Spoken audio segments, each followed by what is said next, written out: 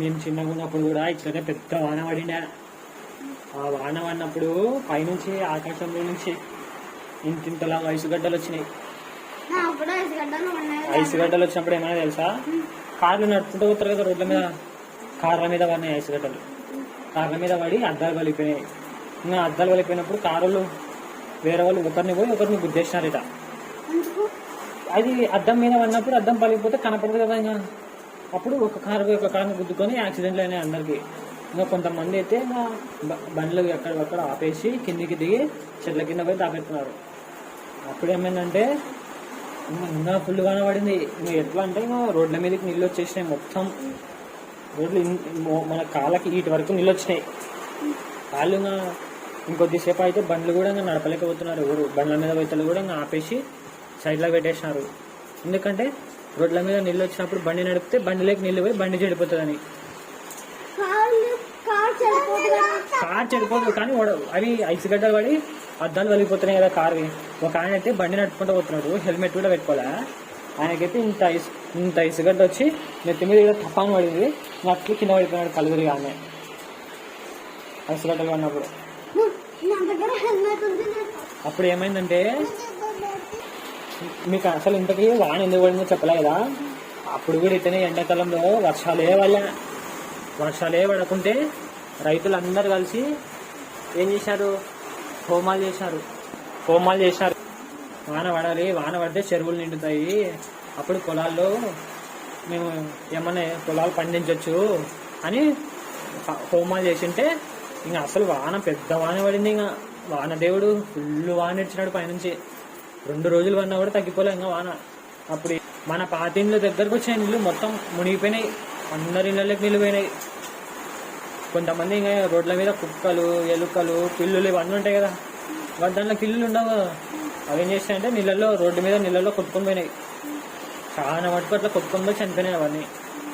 అప్పుడే వీళ్ళు ఉంటారు కదా పోలీసు వాళ్ళు, ఇంకా అందరూ ఇళ్ళలో నుంచి ఎవరు బయటకు రావద్దండి, నీళ్లు ఎక్కువ వచ్చినాయి కొట్టుకోపోతారని చెప్పినారు.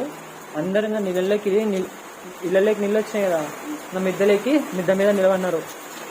ఇంకా వాళ్ళకి తిన్నీకే ఆహారం కూడా లేదు. అప్పుడు హెలికాప్టర్లో నుంచి తిరిగి కొంతమంది పోలీసులు వాళ్ళందరికీ ఏమంటారు అవి తినేటివి పైనుంచి ఇస్తున్నారు.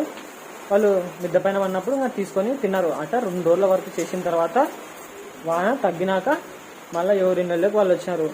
అప్పుడు ఏమైంది, నీళ్ళు ఇంకా తగ్గిపోయినాయి, కిందికి పోయినాయి. నీళ్ళు తగ్గిపోయిన తర్వాత ఇంకా నీళ్ళు తీసుకొచ్చింటాయి కదా, మొత్తం ఇంట్లోకి బురద అంతా ఇండ్లలో నిండిపోయింది. టీవీలు, ఫ్రిడ్జ్లు అన్ని బురదతో నిండిపోయినాయి. ఇంకా వాళ్ళకి ఏం చేయాలో అర్థం కాలే, ఇంకా క్లీన్ చేసుకుంటున్నారు. కొంతమంది ఇళ్ళలోకి అయితే పాములు కూడా పోయినాయి. పాములు ఇంకా చంపుతారు, మరి ఇంకేం చేస్తారు, పాములు మళ్ళీ కొరకవా వాళ్ళని.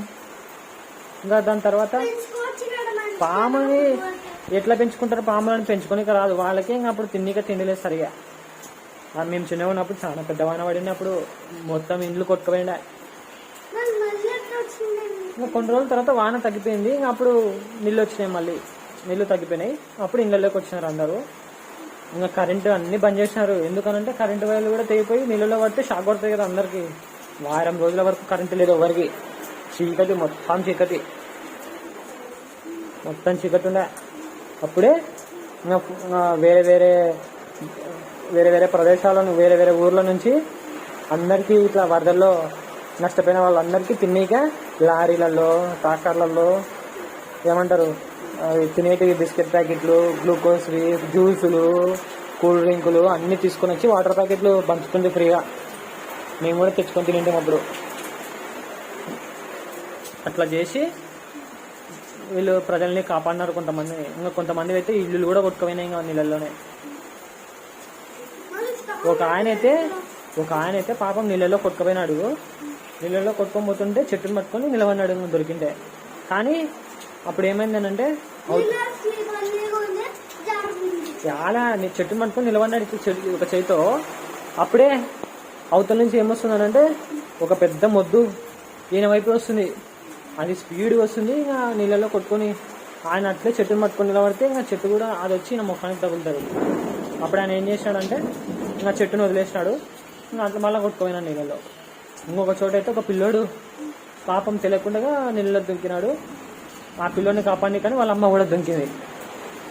ఇద్దరు కొట్టుకుపోయినారట. నేను దాని తర్వాత మళ్ళీ నీళ్ళు తగ్గిపోయిన తర్వాత వాళ్ళు దొరికినారులే. అట్లా ఇంత జరిగింది.